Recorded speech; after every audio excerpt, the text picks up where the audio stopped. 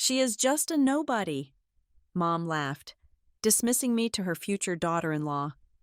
My brother ignored me, discussing the diamond ring, while Dad stared at his wine. Only Hannah froze. She looked down and typed my name into Google. I watched her eyes widen. The color drained from Mom's face as Hannah whispered that it was impossible. In less than 60 seconds, the dinner party shifted, and for the first time, I controlled the room. My name is Madeline Cross, and for the last 10 years, I have been a ghost in the very house where I was born.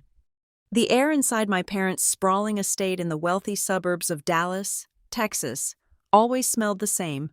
It was a mixture of expensive potpourri, furniture polish, and the stifling, metallic scent of unsaid things. Tonight, however, that scent was masked by the aroma of rosemary-crusted lamb and the sharp, oaky bouquet of a Cabernet Sauvignon that I knew cost $300 a bottle. I sat at the far end of the mahogany dining table, my hands folded in my lap, watching the performance unfold. And it was a performance. My mother, Diane Cross, did not host dinners. She directed scenes. The dining room was her stage, set with the precision of a military operation disguised as domestic bliss. The lighting was dimmed to a warm, flattering gold that made the crystal glasses sparkle and softened the lines on my father's face. The silverware was polished to a mirror finish, arranged with geometric exactitude on linen napkins that were starched so stiffly they could probably stand on their own. Every element of the room screamed success. Every element, that was, except for me. To any outsider looking in through the floor-to-ceiling windows, we looked like the poster family for the American dream.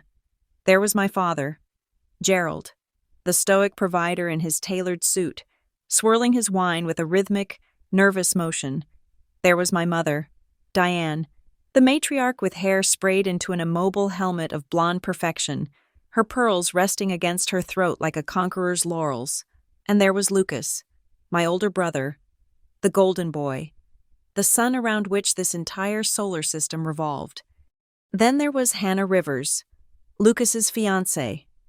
She was the guest of honor tonight, the new addition to the cast. She was smart, beautiful, and possessing a sharpness in her eyes that my mother had clearly underestimated. And finally, there was me, the extra. The prop used to make the others look taller, brighter, and more accomplished. I took a sip of water, trying to swallow the lump of anxiety that had formed in my throat the moment I pulled into the driveway. Walking through the hallway to get here had been a familiar exercise in humiliation. The walls were a shrine to Lucas. There was Lucas holding his Little League trophy, Lucas at his high school graduation, valedictorian sash draped across his chest, Lucas shaking hands with the dean of his business school. There were dozens of frames, a chronological documentation of a life deemed worthy of celebration. I had looked for myself, as I always did. Out of a masochistic habit, I found nothing, not a single pixel. It was as if I had ceased to exist after birth. Or perhaps, my existence was a clerical error my mother was trying to correct through aggressive interior design. "The lamb is exquisite, Mrs. Cross," Hannah said, her voice polite but guarded. She was an outsider too, but she was being welcomed into the fold. I was being walled out. "Oh, please, call me Diane," my mother beamed, her smile tight and practiced. "I am so glad you like it. Lucas always loved my roast. He needs his protein, with all the hard work he does. Tell them about the merger, honey." Lucas wiped his mouth with his napkin, feigning modesty but clearly basking in the attention. "It is not a done deal yet, Mom, but it looks good. If we close this by Friday, the firm is looking at a 20% bump in quarterly revenue. My bonus alone should cover the down payment on the lake house." "That is my boy," Dad rumbled, finally speaking. He lifted his glass. "To Lucas, and to the future." "To Lucas," Diane echoed, her voice ringing out like a bell. I raised my glass, murmuring the words, but nobody looked at me. They clinked crystal with each other, creating a triangle of validation that physically excluded my seat at the end of the table. "So," Hannah said, turning her head slightly, She had not taken a sip of her wine. Her eyes bypassed Lucas and landed directly on me. It was a heavy, analyzing gaze. Hannah was a psychiatrist. I remembered. She noticed things people tried to hide.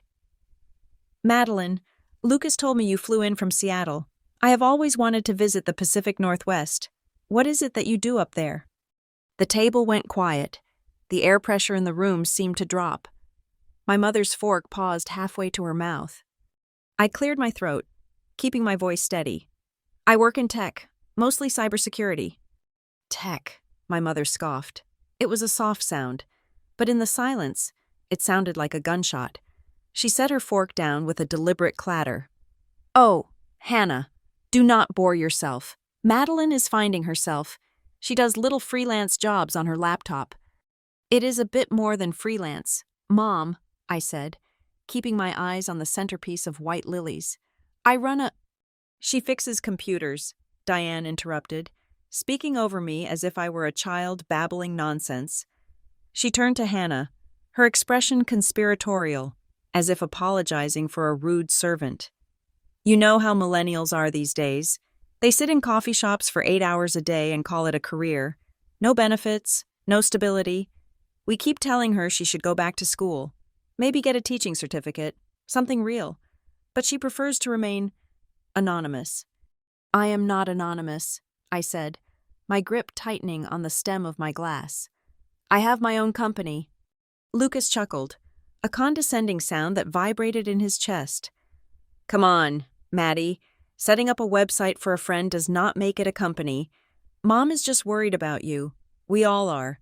You live in that tiny studio apartment. You drive a car that is 15 years old. We just want you to be secure. Secure? I repeated. The irony tasted bitter on my tongue. Like you? Lucas is a vice president, Diane snapped, her smile vanishing. Her eyes narrowed into slits of ice-blue disapproval. He has built a life, Madeline. He has a reputation. He is someone. You cannot just come into this house, eat our food, and compare your little hobby to his career. My father stared hard at his wine glass, swirling the red liquid faster and faster, a whirlpool of cowardice. He knew, deep down, he had to know that what they were saying was cruel. But Gerald Cross had learned 30 years ago that silence was the only way to survive Diane. I did not compare anything, I said quietly. I just answered Hannah's question. Well, it is a boring answer, Diane declared, waving her hand as if shooing away a fly. She picked up her wine glass, her composure returning instantly. Let us talk about the wedding. I was thinking we should upgrade the floral arrangements to orchids. It will cost an extra $5,000. But for Lucas, only the best will do. We do not want people thinking we cut corners. Of course, Lucas agreed, puffing out his chest. Whatever you think is best, Mom. I felt the familiar heat rising in my cheeks, the burning sensation of shame that I had spent years trying to extinguish. I was 26 years old, a leader in my field, a woman who had hunted down international cybercriminals and recovered millions of dollars in stolen assets. But in this room, under the crushing weight of my mother's narrative, I was 12 years old again. I was the disappointment, the shadow. But then I saw it. Hannah was not looking at the flowers. She was not looking at Lucas. She was looking at me. Her brow was furrowed, her lips pressed together in a tight line. She looked from my mother's dismissive face to my father's bowed head, and then back to me. There was confusion in her eyes, but also a dawning realization. She sensed the disconnect. She sensed that the story she was being told did not match the person sitting in front of her. Under the table, the heavy linen tablecloth shifted. I watched, my peripheral vision sharpened by years of monitoring subtle cues. As Hannah's hand slid into her lap, she maneuvered her phone out of her clutch. She did it discreetly, keeping her head up, nodding along to my mother's monologue about orchids and centerpieces. Diane was saying, Honestly, it is embarrassing sometimes. When people ask what Madeline does, I just say she is in support. It sounds better than saying she is a nobody. My father's knuckles turned white as he gripped the stem of his glass, but he did not speak. She is just a nobody. Diane laughed, a harsh, tinkling sound that was meant to be light-hearted but carried the weight of a gavel. She will figure it out eventually, I suppose, or she will find a husband to take care of her. Lucas laughed with her. Yeah, ideally, one with a good IT department so he can fix her computer when it breaks. They were enjoying it. They were feeding off my diminished status to inflate their own importance. It was a ritual sacrifice, and I was the offering. But Hannah had stopped nodding. I watched the glow of her phone screen reflect softly against the underside of the table, casting a faint, ghostly blue light onto her chin. Her thumb moved rapidly. Tap, tap, tap. She was typing my name. Madeline Cross. I took a slow breath, counting to 4. I knew exactly what she was about to see. I knew that the algorithms of the internet did not care about my mother's narrative. The internet dealt in data, and my data was undeniable. Hannah's eyes flicked down to her lap. First, there was a casual glance. She was probably expecting a LinkedIn profile with 50 connections or a sparse Facebook page. Then, the freeze. Her entire body went rigid. Her fork slipped from her fingers and hit the rim of her plate with a sharp clink, but she didn't seem to notice. Her eyes widened, the pupils dilating as they scanned the screen. Her breath hitched, a small, audible intake of air that cut through my mother's droning voice. She scrolled. The motion was fast, hungry. She was reading headlines. She was looking at images. She was seeing the Forbes article, the TechCrunch feature, the photograph of me shaking hands with the Attorney General after the Horizon Trace Labs bust last month. The color began to drain from her face, replaced by a look of absolute, bewildered shock. She looked up at me, her mouth slightly open. It was a look I had seen on the faces of hackers right before I locked them out of their own systems. It was the look of someone realizing they had drastically miscalculated the power dynamic in the room. My mother, oblivious to the shift in the atmosphere, was still talking. She was pouring more wine, her face flushed with the satisfaction of her own cruelty. Anyway, as I was saying, we need to make sure the guest list is finalized by Monday. We can't have just anyone showing up. Appearance is everything. Poor Madeline here might have to sit at the back so she doesn't feel uncomfortable among all the successful people. Diane laughed again, raising her glass to her lips. She really has accomplished nothing of note. It is sad. Really, just a nobody. Hannah sat up straight. The movement was sudden, violent enough to shake the table. She placed her phone down on the white tablecloth, screen up, right next to her wineglass. The bright light of the screen was a beacon in the candlelit room. Diane, Hannah said. Her voice was not loud, but it possessed a steeliness that instantly sliced through the ambient noise of the room. My mother stopped mid-laugh, the glass hovering near her mouth. She blinked, confused by the tone. "Excuse me, dear?" Hannah did not look at my mother. She looked at me. It was a look of apology, of awe, and of terrified respect. Then she turned her gaze to Diane. "I think," Hannah said, pronouncing every word with deliberate, lethal clarity, "that you should Google Madeline's name before you say another word." The silence that followed was absolute. It was heavy and suffocating, crashing down onto the table like a falling ceiling. My father looked up.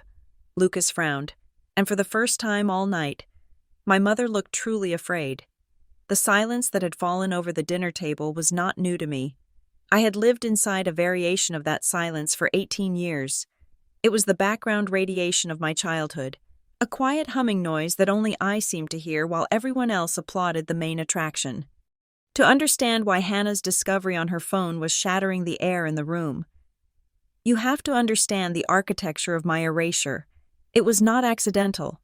It was a structural design, built brick by brick, in a 2-story colonial house in Highland Park, where the lawns were manicured to within an inch of their lives, and the neighbors judged you by the year of your luxury sedan. My mother, Diane, was obsessed with optics. She treated our home like a stage set for a play that never ended. The throw pillows were always karate chopped in the center just so. The windows were cleaned weekly until the glass was invisible. The walls were covered in framed photographs. a sprawling collage of smiling faces and captured milestones. If a stranger walked into our living room, they would assume the Cross family consisted of 3 people: Gerald, Diane, and Lucas. Lucas with his missing front tooth, grinning at the zoo. Lucas in his Little League uniform, bat resting on his shoulder. Lucas at the spelling bee. Lucas at the debate club. The timeline of his life was documented with the reverence of a royal historian. I was there, of course. In the physical sense, I occupied space. I consumed oxygen. But in the narrative Diane was constructing, I was merely background noise. I was the blur in the corner of the frame, the elbow jutting out on the edge of the picture that she would later crop out before framing. I remember being 9 years old. It was a Tuesday in October, the kind of crisp Texas afternoon where the heat finally breaks. I had just received the results of a statewide STEM aptitude test. I had scored in the 99th percentile. My teacher, a stern woman named Mrs. Gable who rarely smiled, had handed me the paper with a look of genuine surprise and told me that I had a mind for systems. I ran home from the bus stop, the paper clutched in my sweating hand, my heart hammering a rhythm of pure hope. I burst through the front door, ready to be seen. "Mom!" I had shouted, breathless. "Mom, look at this!" Diane was in the kitchen, arranging a platter of artisanal cheeses and expensive crackers. She was wearing her hosting face, a mask of calm efficiency. She glanced at me, her eyes flicking over the paper in my hand for less than a second. "Good job, honey," she said, her voice absent, already turning back to the Gouda. "Put it on the counter, and please take your shoes off. You are tracking dirt on the hardwood. The Hendersons are coming over in an hour to celebrate Lucas making the varsity basketball team as a freshman. It is a huge deal. Madeline, a huge deal." I stood there, the paper slowly lowering to my side. Lucas had made a sports team. I had tested in the top 1% of the state for mathematics and logic, but in the economy of the Cross household, athleticism and charisma were the only currencies that held value. My intelligence was an anomaly, something strange and unmarketable, like a vestigial tale. I walked to the counter and placed my test result next to a stack of mail.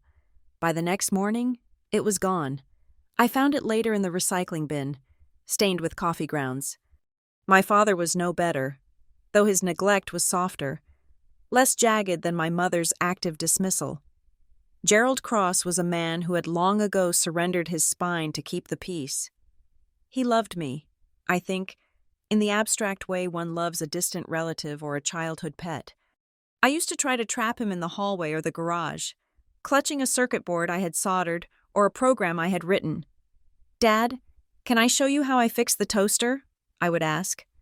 He would look at me, his eyes tired and shifting nervously toward the door, listening for Diane's footsteps. "Not right now. Maddie, Daddy has to finish these reports. Later, okay? We will look at it later." Later was a mythical time zone that we never entered. He was always too busy, too tired, or too afraid of upsetting the delicate ecosystem Diane had created, where all energy had to flow toward Lucas. The extended family gatherings were the worst. Cousins, aunts, and uncles would descend upon our house for Thanksgiving or Christmas, forming a Greek chorus of praise for my brother. They would crowd around Lucas, asking about his grades, his girlfriends, his football stats. Eventually, an aunt would notice me sitting quietly on the stairs or reading in the corner. "And how is Madeline?" she would ask, her tone polite but disinterested. "She is so quiet. I am sure she is doing fine." "She is fine," Diane would answer for me, cutting off any chance I had to speak. "She is in her own little world. You know how girls are at that age." They did not know how girls were at that age. They certainly did not know how this girl was. The definitive moment, the moment I understood that I had been erased, happened when I was 14. I was looking for an old sleeping bag in the basement for a school camping trip. The basement was the only disorganized place in the house, the subconscious of our family where the unwanted things were stored. I found a plastic bin labeled Misc, old decor. Curious. I popped the lid. Inside, Buried under tangled strings of Christmas lights and a broken wreath were photographs, dozens of them. They were school portraits of me, pictures of me at my piano recital, a candid shot of me laughing in the backyard. These were the photos that should have been on the walls upstairs. They were not lost. They were not ruined. They had been deliberately curated out of the collection. Diane had looked at these images of her daughter and decided they did not fit the aesthetic of the living room. I was clutter. I was something to be boxed up and shoved into the dark, gathering dust next to the Halloween decorations. I sat on the cold concrete floor for an hour, staring at my own face smiling back at me from under a layer of dust. I did not cry. Crying implies a surprise hurt. This was a confirmation of a hypothesis. I was a ghost. From that day on, I stopped trying to be seen. Instead, I focused on becoming undeniable. High school became my laboratory. While Lucas was being chauffeured to expensive SAT prep courses and business camps in his brand new convertible, a gift for his 16th birthday, I was riding the bus and scavenging for parts. I built my first computer from scraps I bought at a salvage yard with money I earned mowing lawns. It was an ugly, Frankenstein machine of exposed wires and cooling fans held together with duct tape, but it was fast. It was mine. I discovered I had a talent for code, not just writing it, but breaking it. I saw digital systems as puzzles with missing pieces, and I knew exactly how to find them. Sophomore year, during the school talent show, the lighting system malfunctioned. The drama teacher was panicking, shouting that the show was ruined. I walked into the control booth, ignored the screaming adults, and plugged in my laptop. Within 3 minutes, I had bypassed the corrupted controller software and written a script to run the lights manually from my keyboard. The show went on. Mrs. Gable, who was supervising, looked at me with a reverence that felt alien. "You have a gift, Madeline," she told me. "You could get scholarships for this, real ones, cybersecurity, digital forensics. The world needs people who can see what you see." For the first time, I felt a spark of a future that did not involve disappearing. I made the mistake of bringing this up at dinner a week later.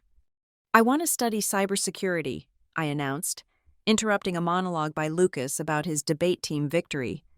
Diane paused, her fork suspended over her salad. She looked at me with a mixture of amusement and distaste. "Cybersecurity? You mean like those hackers? People who steal credit cards?" "No, Mom. The people who stop them. It is a legitimate career. It is the future." Diane let out a short, dismissive laugh. "It sounds very dark, Madeline, and very unladylike, sitting in a dark room all day typing on a computer. That is for weird boys in hoodies. You should study something safe, nursing, or education. Get a stable job. Find a nice husband like your father, and settle down. Do not chase these silly fantasies." "It is not a fantasy," I said, my voice tightening. "I can get a full ride to a tech institute in Seattle. Mrs. Gable said—" "Mrs. Gable is a divorced public school teacher driving a Honda," Diane snapped. "She is hardly the person you should be taking life advice from. Now, pass the salt. Lucas, tell us more about the debate. Did you crush that boy from St. Mark's?" That was the end of the discussion, or rather, it was the end of my participation in the discussion. I watched as my parents poured thousands of dollars into Lucas's future, private tutors, a summer internship in New York that cost more than a car, a wardrobe of suits. I applied for scholarships in secret. I worked nights at a diner to pay for my application fees. I repaired broken iPhones for classmates to save up for a plane ticket. The night before I left for Seattle, the house was quiet. My parents and Lucas were asleep. I stood at the bottom of the grand staircase, looking at the wall of photos one last time. The moonlight filtered through the fanlight window above the door, illuminating the shrine to Lucas. There he was, winning. There he was, graduating. There he was, being the son. There was not a single trace of me. If I walked out the door right now and never came back, nothing in this house would change. No frame would need to be taken down. No void would need to be filled. The house was already complete without me. I realized then that my invisibility was my superpower. They did not see me, which meant they did not see what I was capable of. They did not see me watching. They did not see me learning, and they certainly did not see me planning. I whispered into the empty hallway, a promise to the girl whose photo was rotting in a plastic bin in the basement. If I have to disappear from this house to actually exist, then I will disappear. I did not write a note. I did not leave a dramatic goodbye. I simply picked up my duffel bag, which contained 2 pairs of jeans, 3 shirts, and my ugly, powerful laptop. I opened the heavy oak front door and stepped out into the humid Texas night. I closed the door softly behind me, the latch clicking into place with a sound that felt like a severance. I walked down the long driveway and did not look back. I was 18 years old. I had $200 in my pocket and a one-way ticket to Seattle. I was a nobody, and that was exactly where I was going to start. Seattle was everything Texas was not. It was gray, it was wet, and it was anonymous. I rented a studio apartment in the University District that measured exactly 350 square feet. It smelled of damp wool and old coffee, a stark contrast to the lavender-scented air conditioning of my childhood home. I slept on a mattress on the floor and used a stack of textbooks as a nightstand. For the first time in my life, I could breathe. My life became a binary rhythm of survival and ambition. By day, I attended classes at the Pacific Northwest Institute of Technology, a place where people judged you by your code efficiency rather than your shoes. By night, I worked as a barista at a 24-hour cafe, steaming milk for exhausted medical residents, while my mind replayed lectures on network architecture. In the hours between, usually from 2 a.m. until dawn, I ran a side hustle repairing laptops and recovering lost data for frantic college students. I did not have friends. I did not have a social life. I had a mission. It was during my junior year that Professor Vance took notice. He was a man who looked more like a lumberjack than a leading expert in digital forensics, but he saw the matrix of the internet in a way few could. We were analyzing a server log from a staged hack during a lab final. Most students were looking for the entry point, the broken window in the code. I raised my hand. "It is not about how they got in," I said. "Look at the timestamps on the file transfers. There is a hesitation pattern." The intruder paused for 12 seconds before copying the financial directory. They were not a bot. They were human, and they were double-checking the file path. They knew exactly where the money was. This was an inside job. Vance looked at me over the rim of his glasses. "You do not just read the code, do you, Ms. Cross? You read the intent." "Code is just human behavior written in a different language," I replied. That conversation changed my trajectory. Vance recommended me for an internship at a boutique security firm downtown. I spent 2 years there after graduation, watching the dark underbelly of the digital economy. I saw grandmothers lose their retirement funds to romance scammers in Nigeria. I saw small businesses decimated by ransomware attacks launched from basements in Eastern Europe. The worst part was not the crime. It was the helplessness. The police would file a report, shrug, and tell the victims that the money was gone. Digital assets were considered ghosts, untraceable and unrecoverable. I refused to accept that. Money leaves a trail. Even in the chaotic, encrypted world of blockchain and shell accounts, there is always a breadcrumb if you are patient enough to look for it. I quit my stable job 3 years out of college. I had $6,000 in savings and an idea that everyone told me was impossible. I called the only person I trusted, a brilliant, paranoid cryptographer named Leo, who I had met in Professor Vance's class. "We are going to start a firm," I told him over cheap beer. "We do not just secure the wall, we hunt the wolves." We started Horizon Trace Labs in my living room. For the first 6 months, we ate instant noodles and slept in 4-hour shifts. We built proprietary algorithms designed to scrape the darkest corners of the web, tagging stolen assets like radioactive isotopes. Our break came 11 months later. A mid-sized regional bank had been hit by a sophisticated wire fraud scheme, losing $12 million in 48 hours. The FBI was stalled. The bank was facing insolvency. I walked into the boardroom of that bank wearing a blazer I had bought at a thrift store. The executives looked at me with the same skepticism my mother used to have, seeing a young woman in a field dominated by men. "Give me access," I said. "If I do not find the money in 72 hours, you do not owe me a dime. If I do, I want 10%. They were desperate enough to agree. Leo and I worked for 3 days straight. We traced the funds through a labyrinth of tumblers and offshore exchanges. We found the mistake the hackers made: a single, lazy reuse of an IP address in a server in Estonia. We didn't just find the money. We locked the hackers out of their own wallets and repatriated the funds before they could launder a cent. The headline the next day read, "The 27-year-old who outsmarted the syndicate." After that, the phone did not stop ringing. Horizon Trace Labs moved from my living room to a glass-walled office in downtown Seattle. We hired the best white-hat hackers in the country. We became the weapon that corporations and wealthy individuals called when the law failed them.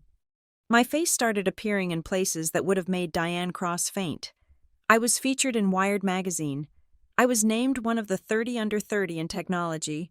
I was invited to speak on podcasts listened to by millions. I crafted a persona for the public, the Ice Queen of cybersecurity. I wore sharp, tailored suits. I spoke with terrifying precision.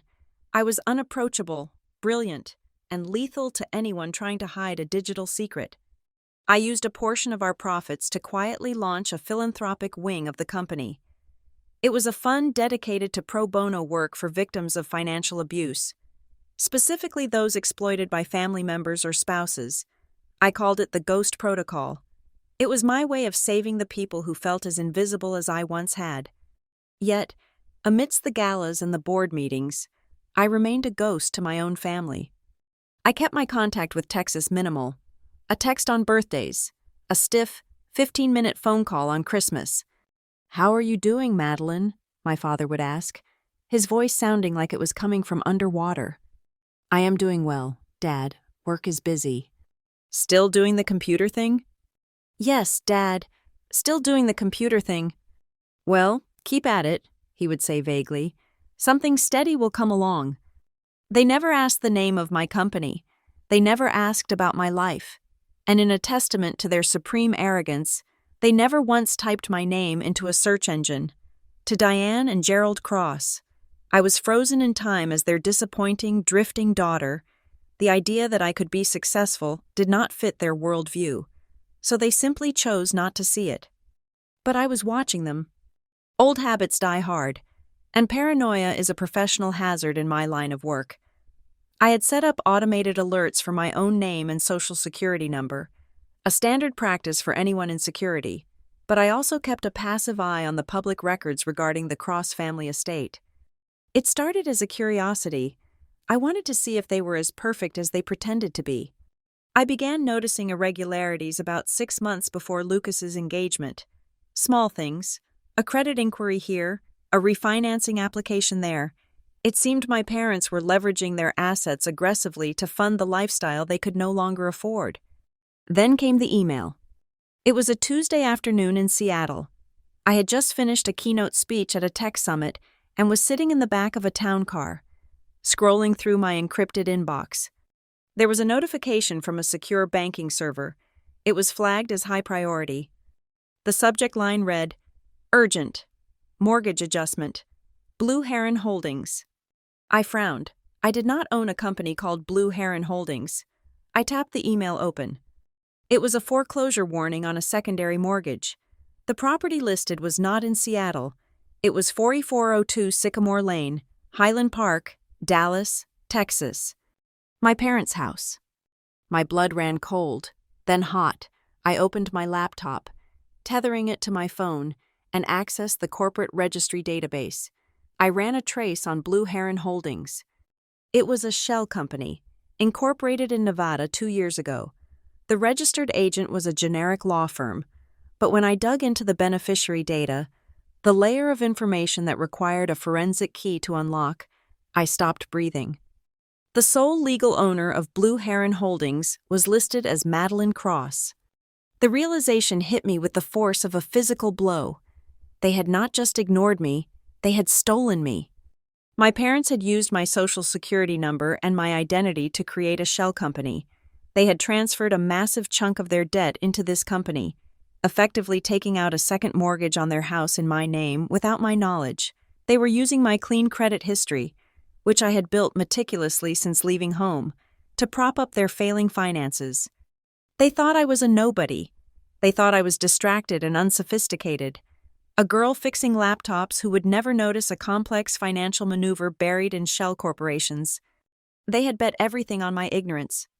I sat there in the silence of the town car, watching the rain streak against the window. A ruthless, cold smile slowly spread across my face. According to these documents, the bank was threatening to call in the loan, but because of the way the shell company was structured, the debt was technically mine. But so was the collateral. If Blue Heron Holdings held the note on the house, and I owned Blue Heron Holdings, then I did not just own the debt. I owned their house. I closed my laptop. The driver looked in the rearview mirror. "Where to, Ms. Cross?" "The airport," I said, my voice steady and sharp. "I have a family dinner to attend in Texas." The rain in Seattle had turned into a deluge, battering the floor-to-ceiling windows of my office on the 34th floor. It was 3 a.m. The rest of the city was asleep, but I was wide awake, fueled by a pot of black coffee and a cold, vibrating rage that settled deep in my marrow. I was no longer just a daughter looking at a suspicious email. I was the CEO of Horizon Trace Labs, and I was conducting a forensic audit on my own life.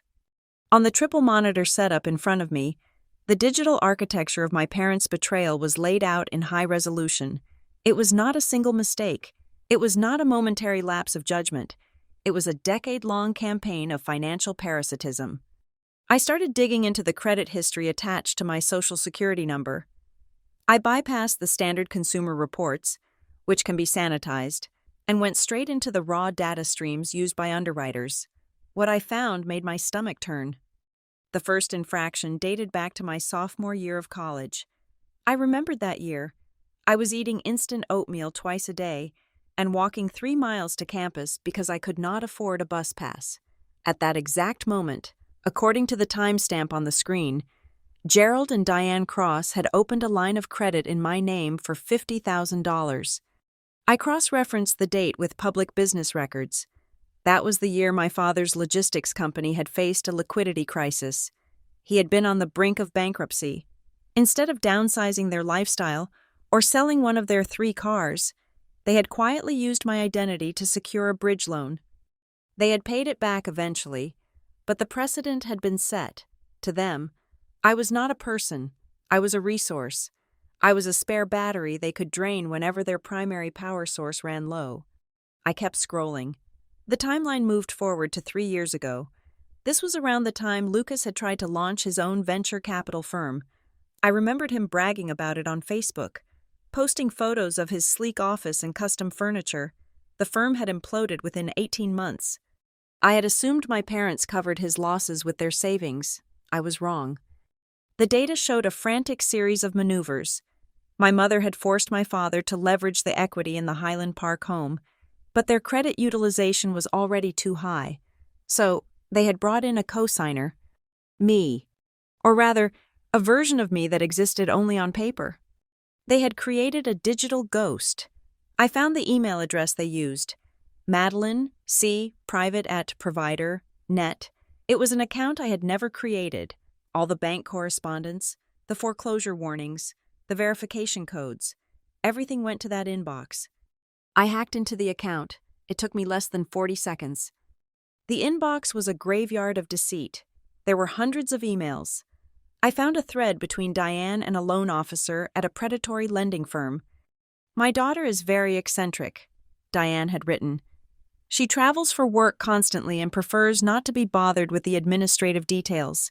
She has given us power of attorney to handle the signing." Attached to the email was a PDF. It was a power of attorney document. The signature at the bottom read, Madeline Cross. It was a good forgery, but it was too looped, too flourished. It was my mother's handwriting trying to disguise itself as mine. She owes this family. One email from Diane to my father read, dated 2 years ago. After everything we spent raising her, and with Lucas needing this push to get back on his feet, it is the least she can do. She will never know. Gerald, stop worrying. I sat back in my ergonomic chair, the leather creaking in the silence of the office. She owes this family. The justification was breathtaking. They had monetized my existence to subsidize the Golden Boy's failures. Every time Lucas stumbled, they carved a piece out of my financial future to build him a safety net. My first instinct was to call the FBI. I had enough evidence on my screen to put both of them in federal prison for fraud and identity theft.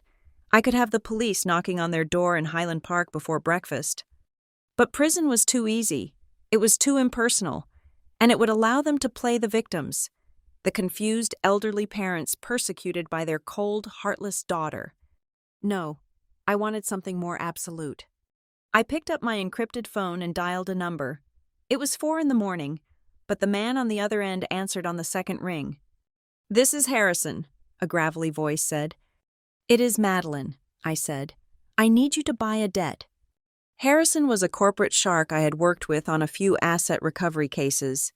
He ran a distressed asset fund that specialized in buying toxic loans from banks for pennies on the dollar. "What are we buying?" he asked, the sleep vanishing from his voice.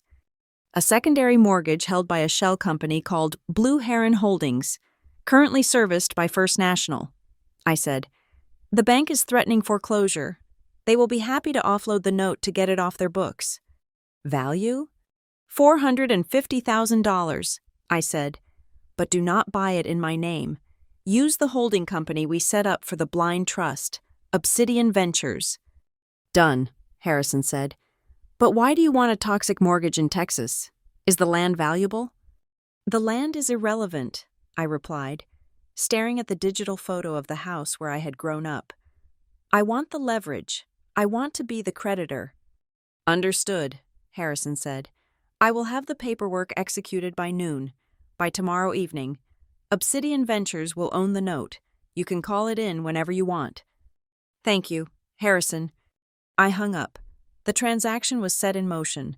By the time the sun set over Dallas tomorrow, my parents would no longer be indebted to a faceless bank. They would be living in a house that I effectively owned. Every brick, every shingle, every perfectly polished silver spoon now belonged to the daughter they called a nobody. 2 days later, the invitation arrived. It was not a paper card. It was a text message from Diane. "Lucas and Hannah are having their engagement dinner on Saturday. Small family gathering at the house. If you are not busy with your computer work, you should come. Try to dress appropriately this time. We do not want to be embarrassed in front of Hannah's family." I looked at the message, the blue bubble glowing innocently on my screen. There was no please, no "we miss you," just a demand and an insult, wrapped in the guise of hospitality. I knew about Hannah Rivers. I had run a background check on her the moment I saw the engagement announcement. She was a clinical psychologist with a clean record, student loans she paid on time, and a reputation for integrity. She specialized in family trauma. The irony was almost poetic. She was marrying into a family that was a textbook case study of everything she treated. I thought about ignoring the text. I could stay in Seattle. I could simply have Harrison send the foreclosure notice via courier on Monday morning. I could watch their world crumble from 2,000 miles away. But that felt cowardly. That felt like something the old Madeline would do, hiding in the shadows, avoiding the conflict. The new Madeline did not hide. I needed to look them in the eye. I needed to see the moment the realization hit them. I needed to stand in that dining room, not as the ghost they had created, but as the reality they had denied. I opened a secure folder on my laptop desktop. I named it Cross Family Evidence. Inside, I dragged the PDF of the forged power of attorney. I added the bank statements showing the transfers to Lucas's failed company. I added the email chain where Diane explicitly stated she was forging my signature. I added the deed transfer document that Harrison had just emailed me, confirming that Obsidian Ventures, and by extension, Madeline Cross, was now the lien holder of 4402 Sycamore Lane. I printed everything. One copy for me, one copy for them. I packed a suitcase. I chose a black dress that cost more than my father's car. I packed my shoes, sharp enough to puncture lung tissue, and I packed the file. I stood by the window one last time, looking out at the Seattle skyline. The rain had stopped. The city was waking up, a sprawl of gray and steel and infinite possibility. "They think I am a nobody," I whispered to the empty room. I closed my laptop with a definitive snap. It is time to teach them what Google is. I picked up my phone and booked a first-class ticket to Dallas. The flight left in 3 hours. The reckoning was overdue. The dining room of my childhood home had been transformed into a set for a production I like to call The Myth of the Cross Family. My mother had not just invited family, she had curated an audience. Seated around the extended table were not just aunts and cousins, but people who served a tactical purpose in Diane's social ledger. There was Uncle Robert, who sat on the board of the local country club. There was Mrs. Halloway, the neighborhood gossip whose approval was the gold standard in Highland Park. And there were 2 of Lucas's old fraternity brothers, men in pastel polo shirts who laughed too loudly at my father's weak jokes. I sat at the far end, the designated spectator seat, watching the play unfold. The wine was flowing, a vintage Bordeaux that cost more than my first car, and with every glass, the volume of the conversation rose. Diane was in her element. She presided over the table like a monarch, her hand resting possessively on Lucas's forearm every time she spoke. "It is not just a job," Diane announced, projecting her voice so that even Mrs. Halloway at the other end could hear. "Lucas has been appointed as a senior associate at Sterling Peak Capital. It is a very exclusive firm, very high-level portfolio management. It is a great opportunity," Lucas said, swirling his wine. He looked polished, successful, and completely oblivious to the fact that his suit was likely paid for by the equity stolen from my future. "We are projecting 40% growth in the next quarter." "And the wedding!" Diane clapped her hands together. "We finally secured the venue, the Aspen Grand Resort. We are flying everyone out for a 3-day weekend in December. It is going to be a winter wonderland. We are thinking white roses, silver linens, crystals hanging from the ceiling to mimic icicles." "That sounds expensive," Uncle Robert noted, impressed.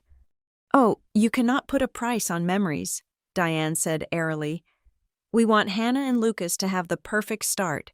We would do anything for our children, anything at all." I took a sip of water to wash down the bile rising in my throat. Anything, I thought, including identity theft and fraud. Suddenly, Mrs. Halloway turned her bird-like gaze toward me. "And what about you, Madeline? It has been years. Diane tells us you are in Seattle. Is it as rainy as they say? What are you doing with yourself up there?" I opened my mouth to speak, prepared to give my standard, rehearsed answer about the tech industry, but Diane cut across the airwaves with the speed of a raptor. "Oh, Madeline is finding her way," Diane said, waving her hand dismissively. "She is doing some freelance IT work. You know how it is with millennials. Gig economy and all that. It pays the rent, I suppose. Barely." "I actually run a—" I started, my voice steady. "She fixes computers," Lucas interrupted, chuckling. He winked at his fraternity brothers. "If your laptop crashes or you have a virus, Maddie is your girl. She is basically the geek squad, but without the uniform." The table laughed. It was a polite, condescending ripple of amusement. I looked at Hannah. She was not laughing. She was sitting perfectly still, her fork resting on the edge of her plate. Her eyes were darting between Lucas and me, processing the disparity. She knew I had flown first class. She had seen the Celine bag I had set down in the foyer. The narrative of the struggling freelancer did not match the data points she was observing. "It must be nice to have that freedom, though," Hannah said quietly, trying to throw me a lifeline. "No corporate ladder to climb." "It is not freedom, it is lack of direction," Diane corrected her. "But we love her anyway, right, Gerald?" My father, who had been staring into his wine glass as if it contained the secrets of the universe, looked up and gave a weak, watery smile. Right, of course. Then came the slip. It was subtle, a throwaway line fueled by too much wine and too much ego. But to my ears, it sounded like a siren. Lucas leaned back, loosening his tie. You know, business is all about resilience. When my first venture went under, I thought I was done. But you have to have capital to bounce back. If Mom and Dad hadn't helped me secure that second line of credit, Sterling Peak never would have looked at me. You need money to make money. My heart stopped, then restarted with a cold, rhythmic thud. The room kept buzzing, but I went perfectly still. That second line of credit. He was talking about the $50,000. He was talking about the loan taken out in my name, against my credit score, to scrub his failure from the record. Hannah frowned. She turned to Lucas. I thought you said the seed money for the new venture came from an angel investor. You never mentioned a line of credit from your parents. The air in the room shifted. It was a micro-change in pressure. Diane's smile faltered for a fraction of a second before she plastered it back on. Oh, it was just a small bridge loan, honey, Diane said quickly. Ancient history. Lucas is being dramatic. He did all the hard work himself. But what line of credit? Hannah pressed, her voice soft but insistent. She was a psychiatrist. She knew when a patient was hiding a trauma or a lie. I thought you two said the house was almost paid off. Taking out equity for a risky startup seems aggressive. It was not the house, Lucas said, waving his hand vaguely. It was some old account. I do not even remember the details. Dad handled the paperwork, right, Dad?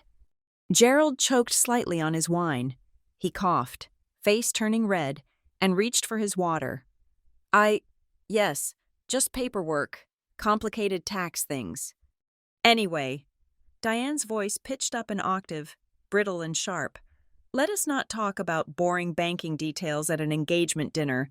We need to discuss the flowers. Hannah, I was thinking hydrangeas for the centerpieces, but the florist said peonies are in season. What do you think about a blush pink theme? She was pivoting. She was desperate to move the spotlight away from the financial cracks in the foundation. Hannah did not answer immediately. She looked at Diane, then at Lucas, and finally, her gaze landed on me. I met her eyes. I did not smile. I did not frown. I just looked at her with the blank, terrifying neutrality of a mirror. Look closer. My eyes said, pull the thread. Hannah looked down at her lap. Slowly, deliberately. She reached into her purse. We are just so blessed, Diane continued, filling the silence with nervous chatter. We are a perfect example of how a family supports each other. We sacrifice. We give. Lucas knows that we would go to the ends of the earth for him, and he has made us so proud. It is important to have a legacy. She looked at me then. It was a look of pure pity, mixed with a warning to stay in my lane. Not everyone can be a star, Diane said, sighing dramatically. Some people are just meant to be in the background. It is okay. Madeline, we do not expect you to achieve what Lucas has. We accept you for who you are. And who is that, Diane? Hannah asked. Her voice was no longer polite. It was cold. She had her phone in her hand now, the screen illuminating her face from below. Diane laughed, that tinkling, glass-shattering sound. She gestured to me with her wineglass, spilling a single drop of red onto the pristine white tablecloth. Oh, you know, Diane said, smiling at her future daughter-in-law. She is just a nobody. She does not do anything special. She is just Madeline. The room went quiet. The insult hung in the air, naked and ugly. It was the trigger. I saw Hannah's jaw tighten. I saw her thumb hover over the screen. Diane thought she had just put me in my place. She thought she had ended the conversation. But she had just started the war. Hannah did not look at the flowers. She did not look at the wine. She looked at her phone, and I watched her finger tap the search bar. I took a deep breath, savoring the oxygen in the room. It was the last breath of the old world. The curtain was about to fall, and the real show was about to begin. Time seemed to warp in the dining room. It stretched and distorted. slowing down until the clinking of silver forks against fine china sounded like distant church bells ringing underwater. The air was thick with the scent of roast lamb and expensive perfume. But for me, the only thing that existed was the rectangular halo of blue light illuminating Hannah's face. I watched her thumb hover over the glass screen of her smartphone, to everyone else at the table. She was just checking a notification, or perhaps sending a quick text to a friend. To Diane, she was probably just being a distracted millennial, but I knew better. I knew the specific rhythmic cadence of a search query being typed. Tap, tap, space, tap, tap. I could almost hear the keystrokes in my head. MADLINE, space, CROSS, space, SEATTLE. The enter key was pressed. The room continued its ignorant orbit around us. Diane was midway through a monologue about the importance of privacy in the digital age, a topic she knew absolutely nothing about but spoke on with supreme authority.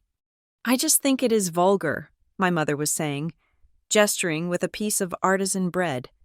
"The way people put their entire lives on the internet. We have always been a private family. We do not need strangers knowing our business.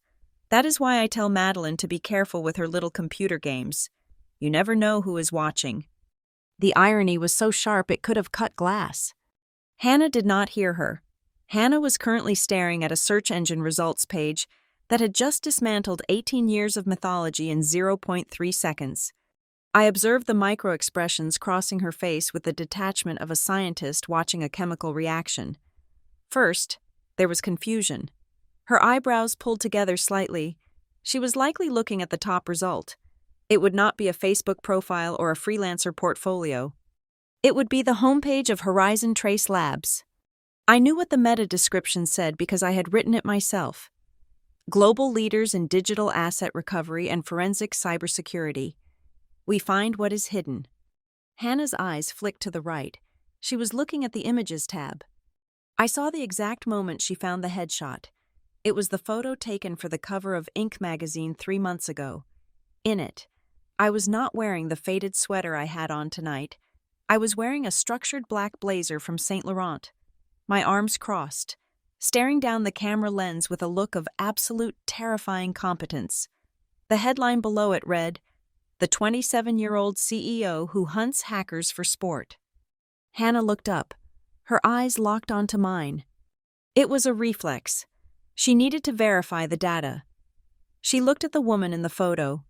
Powerful, wealthy, commanding, and then she looked at the nobody sitting at the end of the table who was supposedly fixing laptops for rent money. Her pupils dilated. The realization hit her physically. Her breath hitched in her throat, a soft, sharp intake of air that was drowned out by Lucas laughing at one of his friend's jokes. She looked back down. She was not done.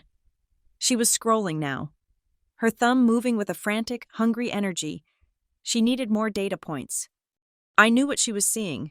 She was seeing the list of accolades, the 30 Under 30 award, the keynote speech at the Geneva Cybersecurity Summit, the valuation estimates of my company, which pegged us at over $300 million. Then her finger stopped. She had found the video. It was a TED Talk I had given last year. The thumbnail was a stark image of me standing on a red circle, the title displayed in bold white text behind me, "When the Predator is in the Living Room. Financial Abuse and the Family Dynamic." I saw Hannah's throat work as she swallowed. She was a psychologist. She dealt in trauma. She knew exactly what that title meant. She was connecting the dots that I had laid out for the world to see, the dots that my family had been too arrogant to ever look for. She tapped the link. She didn't play the video. The volume was off. But she was reading the transcript summary below it. She was reading about the Ghost Protocol Fund. She was reading the mission statement about helping victims whose identities had been stolen by parents, spouses, and siblings. The color drained from her face. It left her skin pale, making the rouge on her cheeks look stark and artificial. She looked like someone who had just opened a door expecting a broom closet and found a morgue. But she was not finished. Hannah was smart. She was thorough. She opened a new tab. I saw the reflection of a white page with dense text in her wine glass.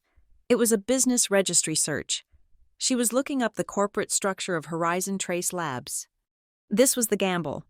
I had made the acquisition of Obsidian Ventures' public record only 48 hours ago. I wanted it to be findable. I wanted a paper trail.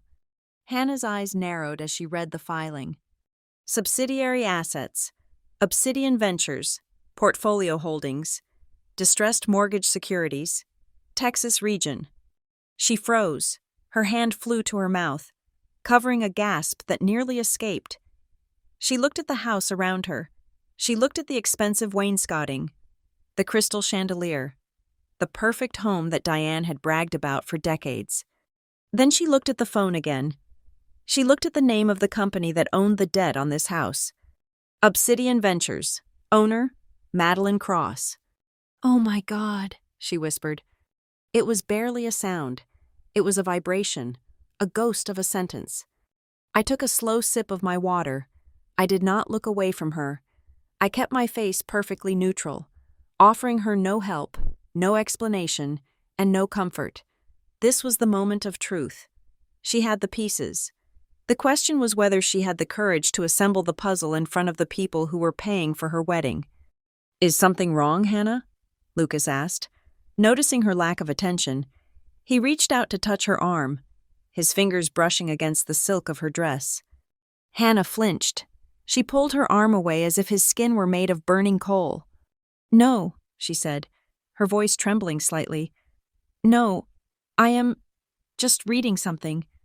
"Put the phone away, darling," Diane chided gently, smiling like a shark in a pearl necklace. "We are celebrating. The internet will still be there tomorrow. Besides, I was just telling Mrs. Halloway that we really do not like to air our dirty laundry. We believe in keeping family matters within the family. It is safer that way. Don't you agree?" Hannah stared at Diane. The look on her face was indescribable. It was a mixture of horror and sudden, clarity-induced nausea. She was looking at a woman who claimed to value privacy while publicly humiliating her daughter. A woman who claimed to value family while stealing that daughter's identity. "Privacy," Hannah repeated. The word sounded foreign in her mouth. She looked up at me again. This time, the look was different. The shock had receded, replaced by a profound, terrifying understanding. She saw me. For the first time tonight, perhaps for the first time since we met, she actually saw me. She saw the years of neglect. She saw the calculated silence.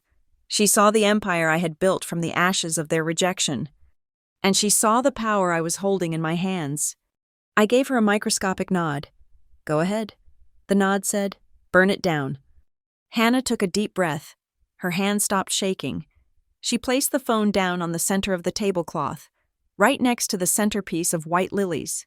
She did not lock the screen. The blue light continued to glow, beaming the logo of Horizon Trace Labs up at the ceiling like a beacon. The conversation at the table died down. Sensing the sudden shift in gravity, Uncle Robert stopped chewing. Mrs. Halloway put down her glass. Even my father looked up from his plate, sensing the atmospheric pressure drop. "Diane," Hannah said. Her voice was steady now, anchored by the weight of the truth she had just uncovered. "Yes, dear?" Diane beamed, expecting a compliment about the wine or the decor. Hannah did not smile back. She gestured to the phone, to the glowing evidence of my existence that was currently burning a hole in the tablecloth. "I think," Hannah said, enunciating every syllable with the precision of a judge reading a verdict, "that we should all take a moment to look at who Madeline actually is, because I do not think she is a nobody. In fact, I think she is the only person at this table who actually owns anything." The silence that followed was not just quiet, it was a vacuum. It sucked the air out of the room, leaving everyone gasping, waiting for the explosion that we all knew was coming. Hannah lifted the phone from the table. Her movements were slow and deliberate, like a museum curator handling a rare artifact. She turned the screen outward, angling it so that everyone at the table could see the image displayed there. It was a photograph from the press release of the Anti-Fraud Coalition. In the picture, I was standing at a podium, flanked by 2 United States senators. I was wearing a tailored suit, looking directly into the camera with a gaze that commanded authority. The caption below it was legible even from across the table. Lucas blinked, leaning forward, the wine glass in his hand tilted dangerously. "Maddie," he said, his voice cracking. "Is that really you? You are the CEO of this?" He sounded like a child who had just discovered that his imaginary friend was actually a real person standing in the room. There was confusion in his tone, but underneath it lay a sharp, stinging note of injury. He was the protagonist of this family. I was the extra. Extras were not supposed to be standing next to senators. Diane laughed, but the sound was brittle. It sounded like dry leaves being crushed. "Oh, please. Anyone can use Photoshop these days. Or maybe it is just a blog. People give themselves fancy titles on the internet all the time. CEO of a laptop repair service. It is cute, really." Hannah did not look at Diane. She looked at the screen and read aloud, her voice clear and dispassionate. Horizon Trace Labs, valuation estimated at $300 million. Listed as one of the top 10 fastest-growing cybersecurity firms in North America for 3 consecutive years. The number hung in the air. $300 million. My father, Gerald, took his glasses off. His hands were shaking so badly that the frames rattled against the table when he set them down. He looked at me, his eyes wide and watery, stripped of their usual avoidance. "Is it true?" he whispered. "Madeline, is all of it true?" "Yes, Dad," I said. My voice was calm. I did not raise it. I did not need to. "It is all public record. You just never looked." Hannah tapped the screen again, switching tabs. She zoomed in on a document that looked like a dense grid of legal text. "And here," Hannah said, pointing to a highlighted section. "This is the corporate filing for the holding company that purchased the distressed mortgage on this property last week. It lists the primary shareholder of the purchasing entity."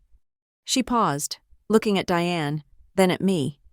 "It says here that Horizon Trace Labs is the sole beneficiary," Hannah said, "which means, legally speaking, Madeline holds the deed to this house." The silence shattered. "That is a lie!" Diane shrieked.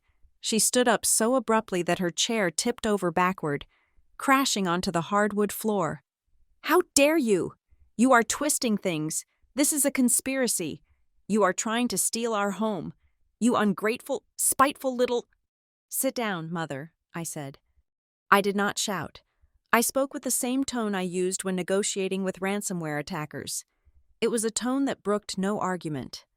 Diane froze. She looked at me, stunned that the background noise had suddenly learned to give commands. I reached down into my bag and pulled out the black leather portfolio I had carried with me from Seattle. I unzipped it. The sound of the zipper was loud in the quiet room. I pulled out a stack of papers, clipped together with ruthless organization, and slid them across the polished mahogany table. They fanned out in front of my father. "This is not a conspiracy," I said. "This is a receipt." I pointed to the document on top. "That is the loan application from 6 years ago, the one used to bail out Dad's logistics firm. Look at the signature. Dad, it says Madeline Cross. But look at the date. I was in a dorm room in Seattle that day, studying for finals. I have the flight records to prove I was not in Texas." Gerald looked down at the paper. His face turned the color of ash. I pointed to the next document. "And this is the email thread where Mom instructed the bank to send all verification codes to a private email address she created in my name. She told them I was too busy to handle my own finances." I looked at Diane, who was now gripping the edge of the table, her knuckles white. "Do you remember when I was 20, and I called home asking about a letter from the bank that I thought was lost?" I asked. "You told me I was being paranoid. You told me to stop worrying about money and focus on my little computer hobbies. You had the letter in your desk drawer. You had already intercepted it." "I did what I had to do," Diane shouted, her voice shrill. "We are a family. Families help each other. You were not using your credit. You did not need it. Lucas needed a chance. He needed a future." "So you stole mine," I said. "We gave you life," Diane screamed. "We put a roof over your head. And this is how you repay us? By coming here with your fancy lawyer papers and trying to evict your own parents? You are a monster. Madeline, you are cold and heartless, just like I always said. I am not evicting you, I said, my voice dropping an octave, becoming deadly quiet. I am collecting a debt. You called me a nobody. Mom, you told everyone at this table that I was worthless. But you were perfectly happy to use my name when you needed money. You were perfectly happy to leverage the credit of a nobody to save the career of your somebody. I leaned forward. I am just taking back what you borrowed without asking. My father picked up the paper with the forged signature. He stared at it for a long time. Then he looked at his own signature next to it. The ink faded, but undeniable. I signed this, Gerald whispered. I signed it. You told me it was just a formality. Diane, you told me Madeline had agreed. Oh, grow up, Gerald, Diane snapped. You knew. You chose not to ask because you wanted the money. Do not play the saint now. Gerald flinched as if she had slapped him. Lucas was sitting with his head in his hands. He looked from the papers to me, and then to his mother. The golden boy was tarnished. The narrative he had lived in for 30 years was dissolving around him. Lucas, I said. He looked up. His eyes were red. Did you know? I asked. He opened his mouth to deny it. The reflex was there, the instinct to protect the image, but then he looked at Hannah, who was staring at him with an expression of profound disappointment. Lucas started. He stopped. He took a breath. I knew Mom helped me. I knew the money came from somewhere, but I never asked where. I did not want to know. Why didn't you say something, Maddie? Lucas asked, his voice pleading. Why did you let it get this far? You could have called. You could have told me. I told you for years, I said. I told you I was working hard. I told you I had a career. But every time I spoke, you interrupted me. You laughed at me. You told me I was fixing laptops. You did not hear me. Lucas, because you did not think I had anything worth saying. That is not fair, Lucas said weakly. It is entirely fair, Hannah cut in. Her voice was sharp, clinical. She had transitioned from the shocked fiancé to the professional psychologist. She was analyzing the patient, and the patient was this entire family. Diane, Hannah said, turning to my mother, I am sorry, but what I am seeing tonight is not a misunderstanding. It is a pathology. You have created a system where one child is the idol and the other is the sacrifice. You have stripped Madeline of her identity to feed Lucas's ego. You do not understand, Diane spat. You are not a mother.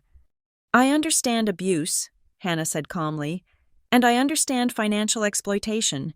You have spent years telling everyone that Madeline is nothing so that you would not have to feel guilty about what you took from her. If she is a nobody, then stealing from her does not count. That is the logic, isn't it? Diane's mouth opened and closed. She looked around the room for support. She looked at Mrs. Halloway, but the neighbor was staring at her plate, mortified. She looked at Uncle Robert, but he was busy reading the valuation report on my company. I gave up everything for these children, Diane sobbed, switching tactics instantly. Tears welled up in her eyes. I worked my fingers to the bone. I made this house a home, and now my own daughter wants to throw me on the street. After all I did, after all the love I gave. It was a masterful performance. 10 years ago, it would have worked. 10 years ago, I would have apologized. But I was not that girl anymore.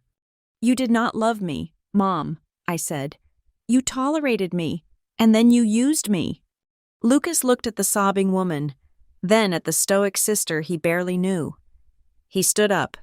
He walked over to the stack of papers and picked up the foreclosure notice from the bank, the one addressed to the shell company I owned. I saw an article, Lucas said quietly. About 2 years ago. It was in Forbes. It mentioned a Madeline Cross in Seattle. I showed it to Mom. I watched him. And what did she say? She said it was a common name, Lucas said. She said there was no way it was you. She said you were probably struggling to pay rent, and we should send you a gift card for groceries. He looked at me. shame burning in his eyes. I wanted to believe her, Lucas admitted, because if you were successful, then I was not special anymore. It was easier to think of you as the little sister who needed help. It made me feel big. And now? I asked. Now I feel very small, Lucas said. Gerald, Diane cried out, reaching for my father's hand. Say something. Tell them they are wrong. My father pulled his hand away.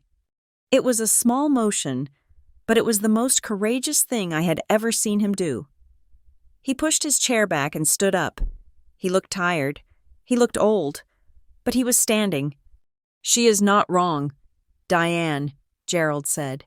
His voice was shaking, but it was audible. We used her. We lied to her, and we lied to ourselves. The girl is not the problem. You are taking her side? Diane gasped. Against your wife? I am taking the side of the truth, Gerald said. He looked at me. I am sorry. Madeline, I am so sorry. I let it happen because I was too weak to stop her. I signed the papers because I wanted the peace and quiet. I sold you out for a quiet life. I know, Dad, I said. The room was silent again, but the tension had shifted. The power dynamic had inverted completely. Diane was no longer the queen holding court. She was a defendant in the dock, and the jury had just returned a guilty verdict. Hannah stood up. She walked around the table, her heels clicking on the hardwood floor. She stopped next to my chair. She did not look at Lucas. She did not look at Diane. She reached under the table and took my hand. Her grip was warm and firm. Lucas, Hannah said, her voice soft but final. I love you, but I cannot marry into a lie. And I certainly cannot marry into a family that treats a human being the way you have treated your sister. Hannah, please, Lucas started. No, Hannah said. Tonight, I am not your fiancée. Tonight, I am Madeline's friend, because she is the only person in this room who has told me the truth. She squeezed my hand. You are not a nobody. Madeline, Hannah whispered, loud enough for everyone to hear. You are the strongest person I've ever met. I squeezed her hand back. For the first time in 18 years. I was not alone in this house. The lines had been drawn, the alliances had shifted, and the Cross family, as it had existed for decades, was effectively dead. The emotional humidity in the room had vanished, replaced by the sterile, arid climate of a courtroom. I watched Hannah's declaration settle over the table like dust, but I did not allow myself to bask in the validation. Emotions were volatile variables. Contracts were constants. I stood up and cleared a space on the table, pushing aside a silver candelabra and the crystal salt shakers. I laid out the documents I had extracted from my portfolio. I arranged them in a precise grid, turning them to face my parents. Let us be clear about where we stand, I said. My voice was devoid of inflection. I was not speaking as a daughter who had been hurt. I was speaking as the majority shareholder of the entity that owned their future. This is not a family discussion anymore. This is a negotiation between a creditor and a debtor. I placed my index finger on the document in the center. This is the assignment of deed, I stated. As of 72 hours ago, the mortgage on this property was purchased by Obsidian Ventures. I am the sole proprietor of Obsidian Ventures. That means First National Bank is no longer your lender. I am... Diane stared at the paper as if it were a venomous snake. You cannot do that. That is illegal. It is entirely legal, I corrected her. Distressed assets are bought and sold every day. You were 3 months behind on payments to the shell company you set up in my name. The bank was happy to offload the risk. I bought the note for cash. I slid a second document forward. According to the terms of the original loan, the one you signed using my identity, the lender has the right to accelerate the debt if fraud is detected or if payments are delinquent. Both conditions have been met, which gives me the right to demand full repayment of the principal. I paused, letting the numbers hang in the air. The outstanding balance is $482,000, I said, plus interest and penalties. Gerald made a low, choking sound. We do not have that kind of money. Madeline, you know we do not. I know, I said, which brings us to your options. I took a sip of water, treating the moment with the same casual pacing as a quarterly board meeting. Option 1, I said.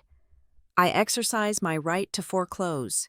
You have 60 days to vacate the premises. The house will be sold at auction to satisfy the debt. Whatever's left over, if anything, will be returned to you. Given the current market and the second lien you took out for Lucas, I estimate you will walk away with nothing. You would evict us? Diane whispered. Her face was pale, her eyes wide with disbelief. From the house you grew up in?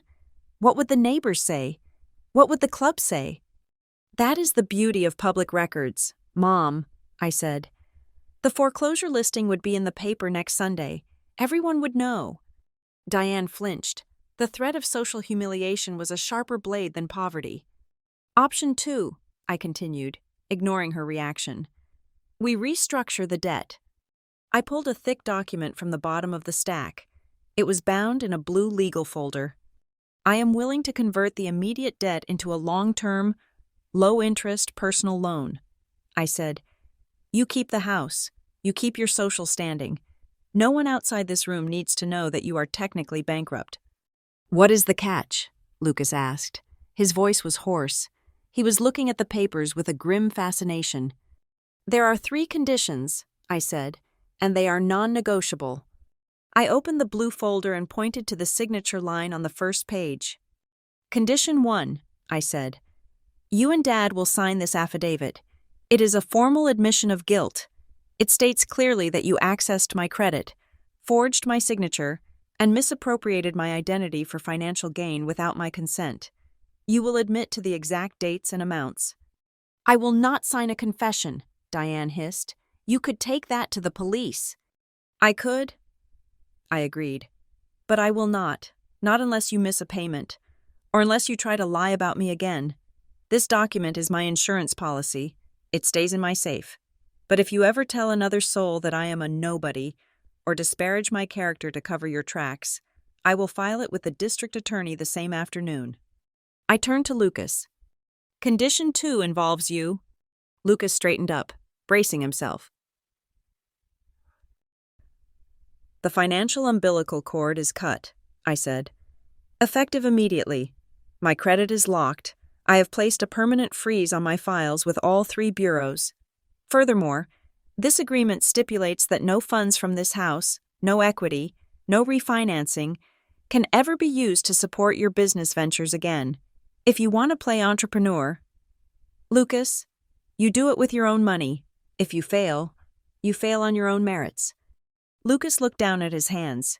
He did not argue. The fight had gone out of him the moment he saw the Forbes article. And condition 3, I said, looking back at Diane.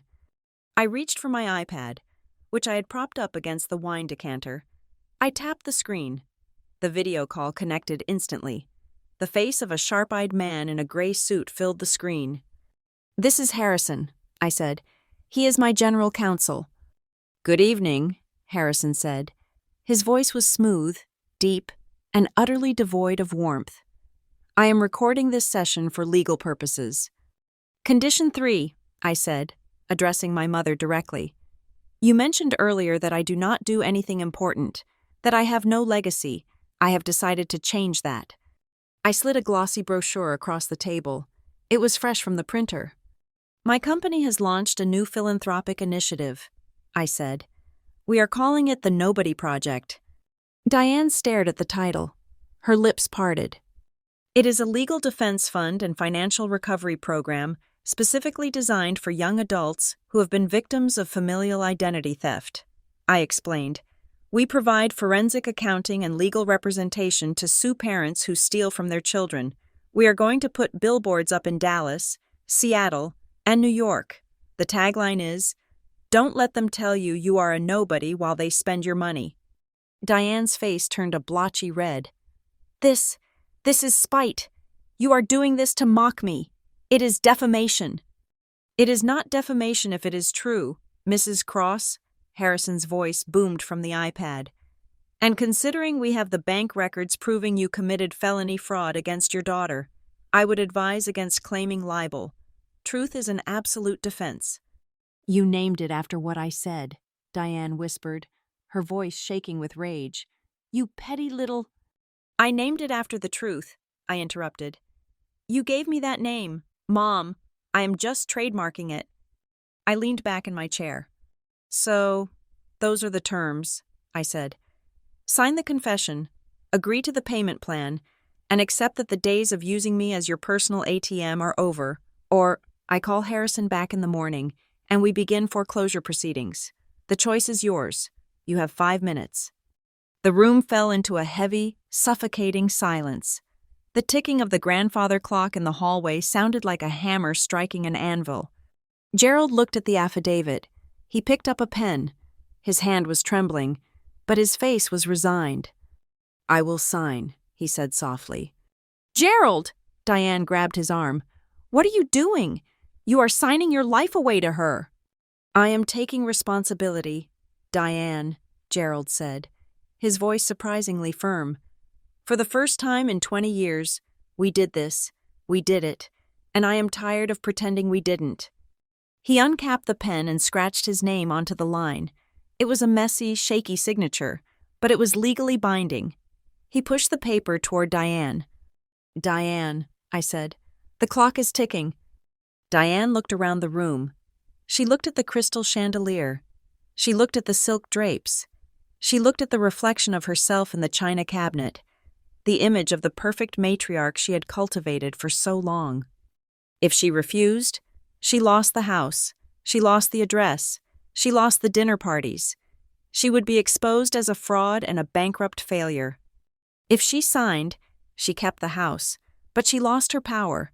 She would be living in a home owned by the daughter she despised, bound by a contract that forced her to admit she was a criminal. "I cannot," she whimpered. "I cannot sign this. It says I am a thief." "You are a thief, Diane," Hannah said. Her voice was quiet, coming from beside me. "You stole her life." Diane looked at Hannah, betrayal flashing in her eyes. Then she looked at Lucas. "Lucas, tell her," Diane pleaded. "Tell her she cannot do this to your mother." Lucas stood up. He walked over to the window and looked out at the dark lawn. He stood there for a long moment, his back to the room. "I am not going to ask her to stop," Lucas said. He turned around. His face was pale, but his eyes were dry. "I do not want the money. Mom, if my company is built on money you stole from Maddie, then I do not want it. I will resign tomorrow.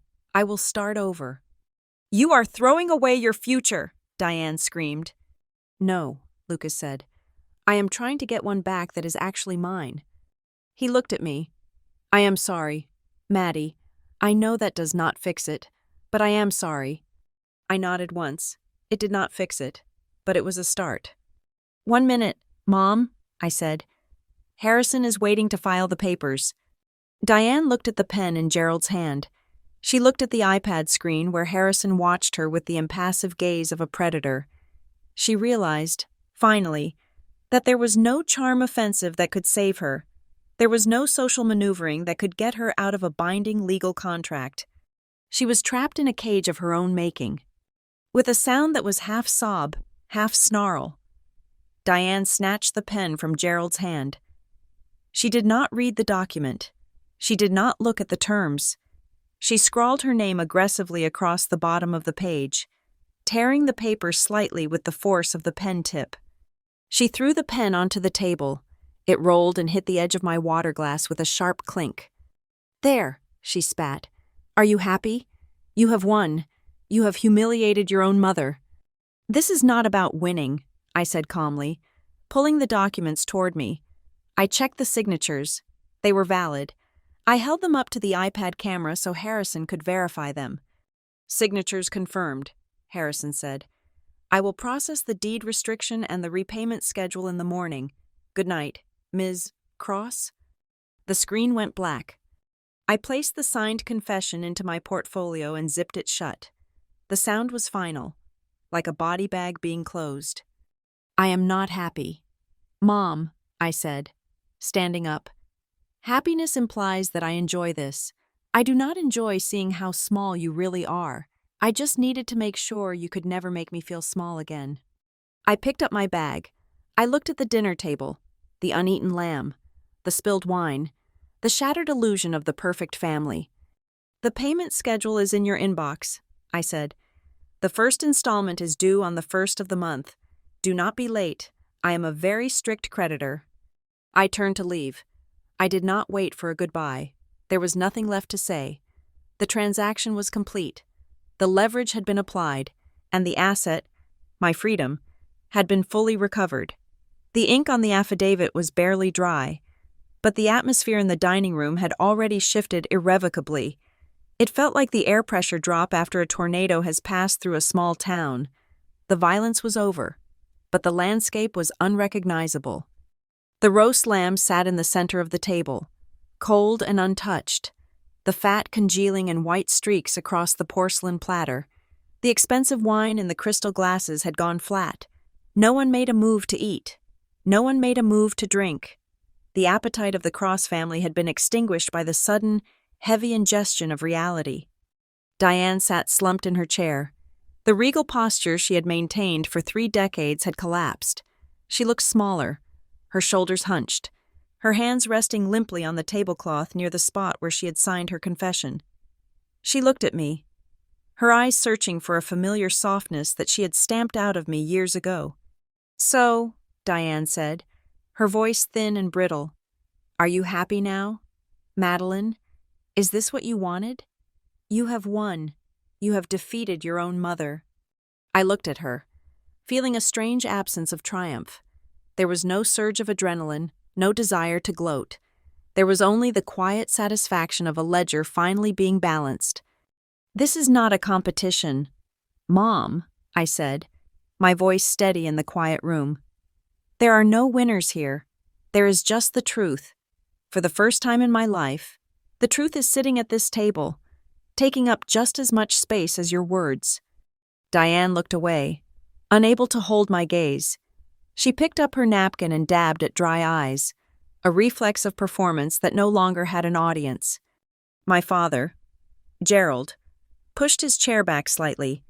He looked exhausted, as if the weight of 20 years of silence had physically aged him in the last hour. He took off his glasses and cleaned them slowly with the edge of the tablecloth. A nervous tic I remembered from my childhood. "Madeline," he said softly. I turned to him. "Yes, Dad."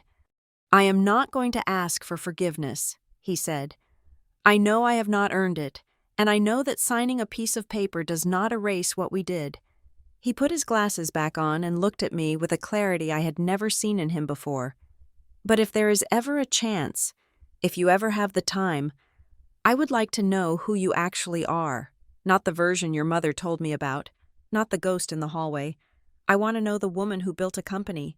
I want to know my daughter." I looked at him, the little girl inside me, the one who used to wait for him to come home and look at her science projects, wanted to say yes immediately.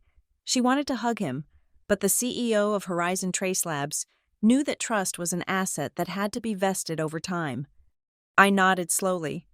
"We can try, Dad, but it will take time, and it starts with the first payment next month." He nodded back, accepting the terms without complaint. "Understood." Lucas was standing by the French doors that led to the patio, his back to the room. He was staring out into the dark, manicured garden. Hannah walked over to him. She did not touch him. She stood a foot away, creating a physical representation of the chasm that had opened between them. "We need to talk," Hannah said quietly. "I know," Lucas replied. His voice was hollow. "Not in here," she said. Lucas opened the door, and they stepped out onto the stone terrace. The heavy glass door clicked shut behind them, sealing the sound of their reckoning away from us. I watched them through the glass. I saw Lucas gesturing, his face pained. I saw Hannah listening, her arms crossed, her posture rigid. She was a woman realizing that the foundation of her marriage was built on a sinkhole. I began to pack up my things. I placed the signed documents back into my leather portfolio. I zipped it shut. The sound was sharp, a final punctuation mark on the evening. Suddenly, a low vibration buzzed against the mahogany table. It was Hannah's phone. She had left it sitting next to the flower arrangement in her haste to step outside. The screen lit up, cutting through the dim mood lighting of the dining room. It was a news alert from a financial app. The text was large and bright, impossible to miss in the gloom. Breaking. Horizon Trace Labs. Files for IPO. Market analysts project opening valuation exceeding $500 million. The number glowed on the screen. $500 million. I stared at it. The irony was so potent it tasted metallic. In the very room where I had been dismissed as a penniless freelancer, where my mother had justified stealing my identity because I was a nobody, a machine was now broadcasting my net worth to the empty air. Diane saw it too. She squinted at the screen, reading the notification. Her mouth opened slightly, but no sound came out. She looked from the phone to me, her eyes wide with a mixture of greed and horror. She was realizing exactly how much she had lost. She was realizing that if she had just been a mother, a decent, kind, supportive mother, she would have been celebrating this victory. Instead, she was looking at it from the other side of a legal barricade. The patio door opened. Hannah walked back in, shivering slightly from the night air. Her eyes were red, but her face was composed. She walked to the table to retrieve her purse. I reached out and picked up her phone. "You have a notification," I said. I held the device out to her. Hannah took it, her eyes dropping to the screen. She read the headline. A small, genuine smile broke through the sadness on her face. "Oh, wow," she whispered. She looked up at me. "Madeline, this is incredible." "It is good news for the company," I said, keeping my voice neutral. "Thank you, Hannah, for being the first person in this house to verify the data. If you hadn't used Google tonight, I might have let them keep lying for another 10 years. It was a soft statement, but it landed like a knife. I saw Diane flinch. I saw Lucas, who had followed Hannah back inside, look at the floor. "I am glad I did," Hannah said. "Better to know the truth late than never." I picked up my bag. "I should go. I have a flight in the morning, and I have a company to run." I walked toward the hallway. My heels clicked on the marble floor, the sound echoing off the walls that were still covered in shrines to Lucas. I passed the graduation photos, the sports trophies, the smiling portraits of the perfect son. I stopped at the front door. I turned back. My family was standing in the archway of the dining room, watching me leave. They looked like a tableau of defeat. I reached into the pocket of my blazer. My fingers brushed against a small, crinkled piece of paper. It was an old passport photo of me, taken when I was 19, right after I arrived in Seattle. In the photo, I looked tired and scared, but my chin was up. I knelt down. There was a small gap in the wood trim near the floor, right below a massive, framed picture of Lucas holding a debate trophy. I slid my small 3x4 photo into the crack. It was barely visible. You would have to get on your knees to see it. I stood up and brushed the dust off my trousers. I did not ask them to frame it. I did not ask them to hang it. I simply left it there, a permanent, stubborn testament that I had been here. I was not letting them erase me, but I was also not asking them to celebrate me. I was simply existing, on my own terms, in the foundation of their house. Hannah walked over to me. She ignored Lucas, who reached out a hand to stop her. She ignored Diane's glare. She pulled me into a fierce hug. "You take care of yourself, Madeline," Hannah said, her voice thick with emotion. "You too," I said. "Call me if you need anything, a lawyer, a friend, a job." Hannah laughed, a wet, teary sound. She pulled back and looked me in the eye. Then, she turned her head slightly, ensuring her voice would carry back to the dining room. "To me," Hannah said clearly, "you were never a nobody, and if I ever have children, I want them to know their Aunt Madeline. I want them to know her as a living legend, not just a shadow in some stories told by people who were too blind to see her." I smiled. It was the first real smile I had worn in this house in a decade. "Thank you," I said. I opened the heavy oak door. The night air of Texas rushed in, warm and smelling of jasmine and rain. It was the same air I had breathed the night I ran away at 18. But that night, I had left in order to be seen. I had left to find someone, anyone, who would acknowledge my existence. Tonight, I was leaving because they had finally seen me, and I realized, with a sudden lightness in my chest, that their validation did not matter anymore. I did not need them to know who I was. I knew who I was. I stepped out onto the porch and let the door close behind me. Click. I walked down the driveway to the waiting town car. The driver opened the door for me. "To the airport, Ms. Cross?" he asked. "Yes," I said. "Take me home." I slid into the leather seat and pulled out my phone. I had turned it off during dinner. Now, as I powered it back on, it flooded with notifications. There were hundreds of emails, texts from investors, congratulations from my team. I opened Twitter. I checked the trending topics for the United States. There, sitting at number 3, was a hashtag that made me laugh out loud in the quiet of the car. Madeline Cross. Below it were thousands of tweets discussing the IPO, the valuation, and the story of the young female CEO who had built an empire out of silence. I looked out the window as the house on Sycamore Lane disappeared into the darkness behind me. My mother had said I was a nobody. In her small, distorted world, perhaps she was right. To her, I would always be the empty chair at the table. But as I looked down at the blue light of my screen, watching the world type my name over and over again, I knew the truth. To the rest of the world tonight, nobody was the name everyone was searching for. Thank you so much for listening to my story. I would love to hear where you are tuning in from. So please drop a comment below and share your thoughts on my family's reckoning. If you enjoyed this story, please subscribe to the Lila Revenge Stories channel, like this video, and hit that hype button to help this story reach even more people. Your support means the world to me.